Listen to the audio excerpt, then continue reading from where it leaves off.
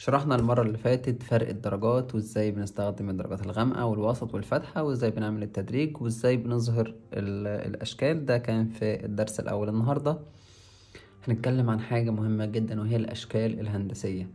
أي تكوين في الدنيا أو أي حاجة خلقها ربنا هي بتتشكل في شكل هندسي أو بتكون أقرب لشكل هندسي. فالأشكال الهندسية مهمة جدا عشان ترسم أي شيء في الدنيا. لو جينا رسمنا دايرة، تمام، ودايرة تانية، أي تغيير ممكن نضيفه على الدايرتين دول يديني شكل مختلف تماما. هنا مثلا للدايرة رقم 1، لو احنا بس قسمناها كده نصين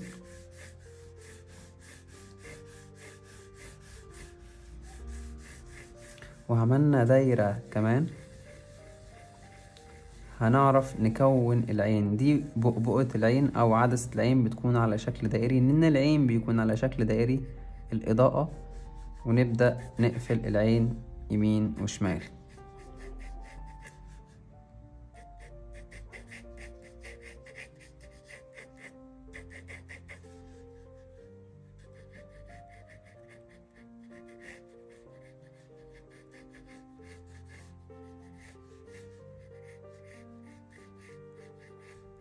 طبعا في مرحلة التخطيط أو الأوتلاين بنستخدم قلم HB خفيف.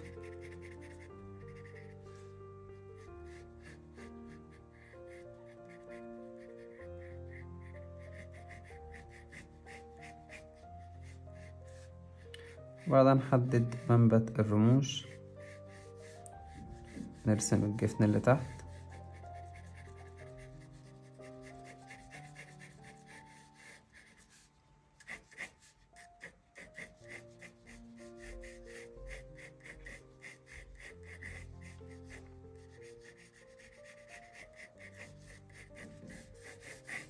وبعدين الجفن اللي فوق، وبعدين بنحدد الحواجب.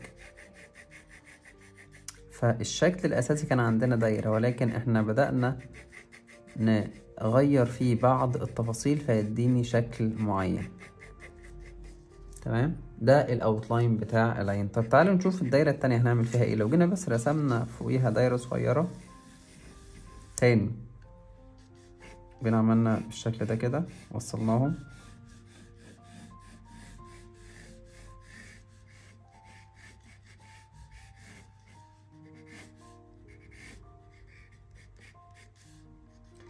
هيديك حاجة مختلفة تماما.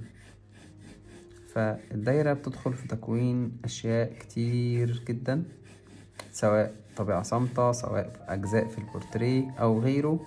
فرسم الدايرة مهم جدا إن أنت تعرفه. وأكيد مش كل لما تيجي ترسم شيء دائري هتجيب أداة ترسم بيها، لازم إيدك نفسها تتعود ترسم دايرة بأحجام مختلفة بالشكل ده على حسب المساحة اللي أنت عايزها. دي أول حاجة، الدايرة لازم تتعلم ترسمها بشكل كويس. طبعا هنا هيكون أجزاء غامقة اللي جنب الظل وأجزاء الإضاءة والحاجات دي مش موضوعنا النهاردة. تمام، طيب تعالوا نشوف الدايرة كمان بتدخل في تكوين ايه تاني. لو رسمنا هنا دايرة بالشكل ده، دايرة كمان صغيرة، دايرة كمان صغيرة كده، هنعرف نكون الأنف. نيجي نرسم فتحات الأنف هنا،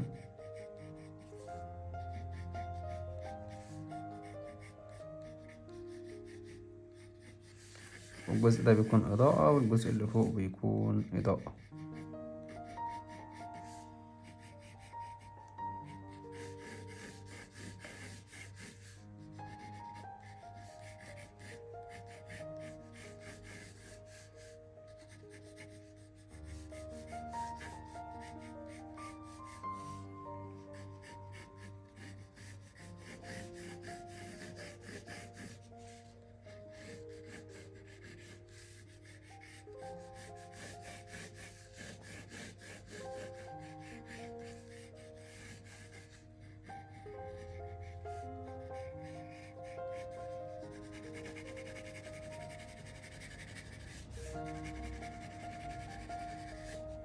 كده نبقى رسمنا الاوتلاين للانف. فمهم جدا قبل ما تبدأ تتعلم ايا كان نوع الرسم اللي انت حابب تكمل فيه، لازم تتعلم ترسم الاشكال الهندسية الاول.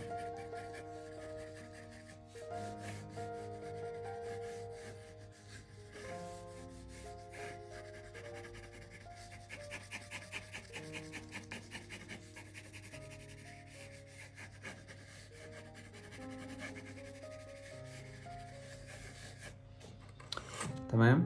طيب ايه الاشكال الهندسية المهمة اللي المفروض اتعلمها؟ اول حاجة لازم تتعلم ترسم الدايرة. الدايرة ابعادها او المحاور دي بيكونوا قد بعض بالظبط، تبدأ تخلي بعد اطول من التاني فهيديك شكل بيضاوي. البعد ده بقى كبير وده بقى صغير. نبدأ برضو نكبر ده اكتر ونصغر البعد التاني فهيديك الاشكال الاليبس دي، وتصغر لحد ما تطلع اشكال كتير جدا من الدايرة لحد ما الجزء ده يختفي معاك خالص.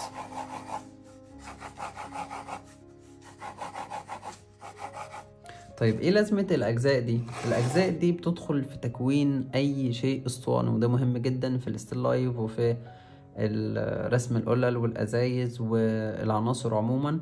الشكل ده بيكون مهم جدا لو هنرسم اسطوانة. فبنعمل الشكل ده من فوق وننزل بس خط ستريت يمين وشمال.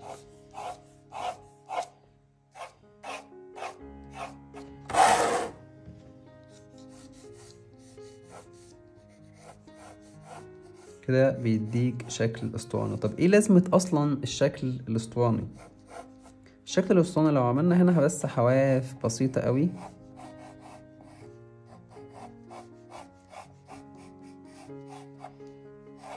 وخلينا الجزء ده كأنه متفرغ مش مصمت، وضفنا بس تفصيلة بسيطة قوي.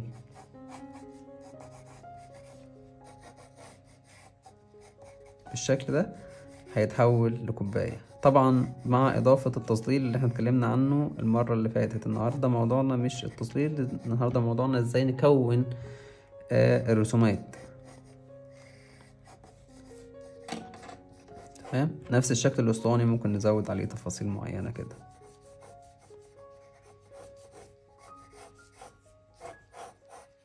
اي ازازة، اي فنجان، اي كوباية، ايا كان الاجزاء دي كلها بتتكون من شكل اسطواني مع تغيير بسيط في التفاصيل وفي الابعاد.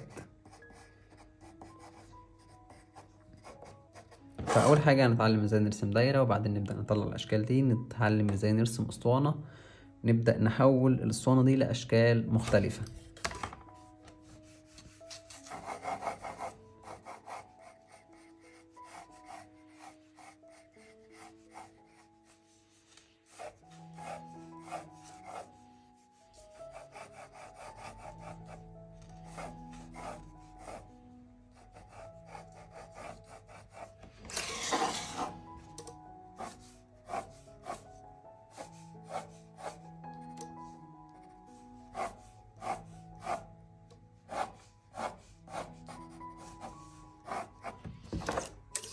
ونيجي نمسح الخطوط اللي برا دي او نتقل على الخطوط دي شوية.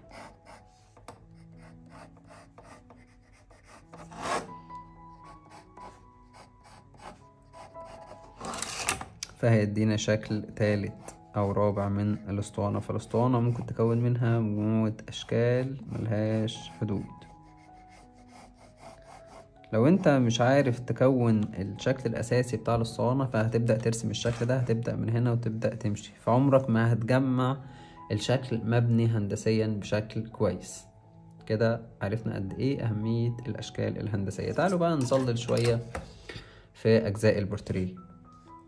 زي ما اتكلمنا المرة اللي فاتت عن اهمية فرق الدرجات عشان نظهر بيها اي رسمة.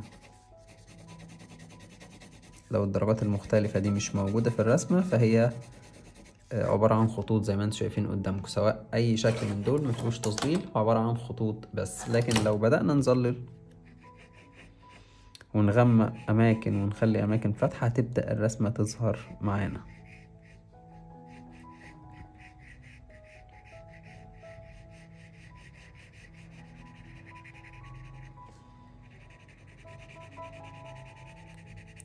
انا بشتغل الفيديو ده كله بالقلم ال HB فقط.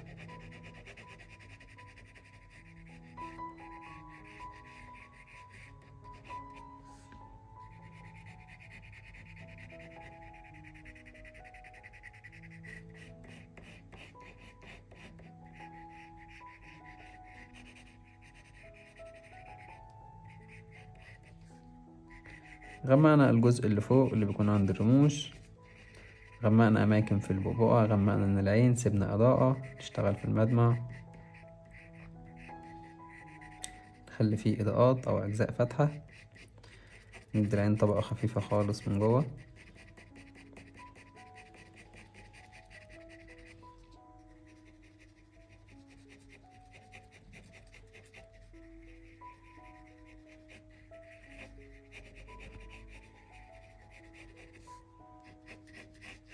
نغمق الجفن شوية. كل ده تظليل، كل دي فرق درجات. فرق الدرجات هو اللي بيبرز الاوتلاين. الاوتلاين بكونه ازاي بشكل كويس، لازم تتعلم الاشكال الهندسية عشان تكون بيها اي جزء ويبقى مبني كويس، وكمان بيسهل عليك الخطوات كتير جدا. نغمق كمان الجبن اللي فوق.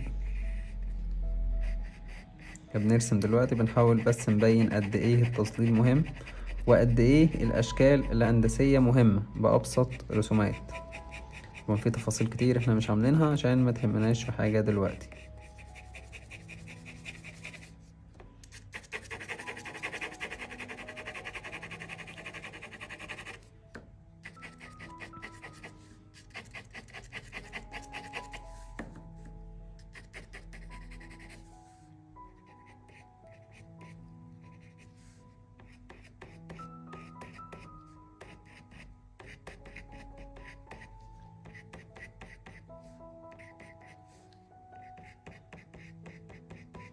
طبعا العيون والحاجات دي هنشرحها بالتفصيل ان شاء الله الفيديوهات اللي جاية، بس لازم قبل الفيديوهات اللي جاية تشتغل تمشي ايدك في الاوتلاين بالحاجات اللي احنا قلنا عليها دي.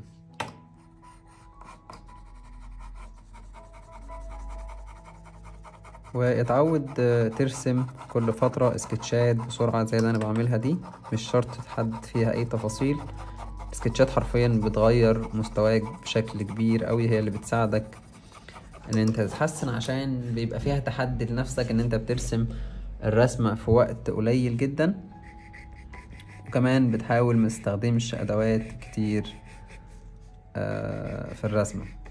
كنت ترسمها بقلم واحد، قلمين، براحتك. المهم ان انت بتصعب الموضوع على نفسك عشان تطلع كل طاقتك في الرسمة.